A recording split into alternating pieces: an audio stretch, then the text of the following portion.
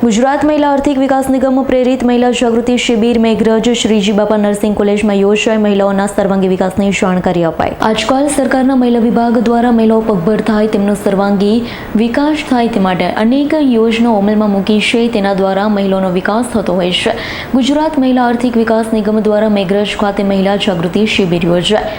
મહિલાઓ પોતાનો સર્વાંગી વિકાસ કરી શકે, મહિલાઓના કાયદાઓ વિશે જાણકારી મળે, મહિલાઓની વિવિધ યોજના બાબતે જાણકારી મેળવી પગભર થવાય તે માટે મેઘરજ ખાતે આવેલી શ્રીજી બાપા નર્સિંગ કોલેજમાં મહિલા જાગૃતિ શિબિર યોજાઈ। નર્સિંગ કોલેજની મહિલાઓએ ભાગ લીધો। શિબિરમાં ગાંધીનગરથી ખાસ આવેલી મહિલા આર્થિક વિકાસ નિગમના અધિકારી દ્વારા વિસ્તૃત જાણકારી આપી હતી।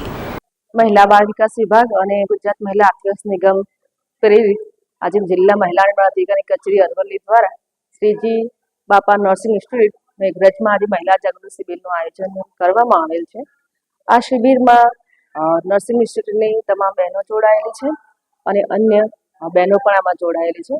આ શિબિરનો હેતુ ફક્ત એટલા માટે છે કે ભવિષ્યમાં જે આ બહેનો છે એ આર્થિક રીતે પગભર થાય।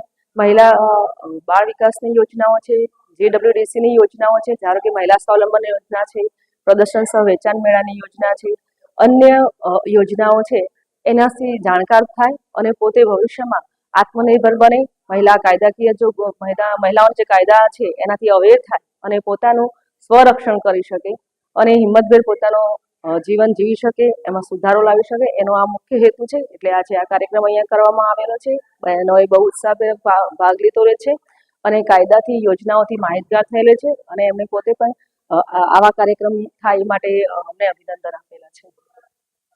જયદીપ ભાટિયાનો રિપોર્ટ, S9 ન્યૂઝ, અરવલ્લી। અમારી તમામ માહિતીથી અપડેટ રહેવા માટે જોડાયેલા રહો S9 ન્યૂઝ સાથે।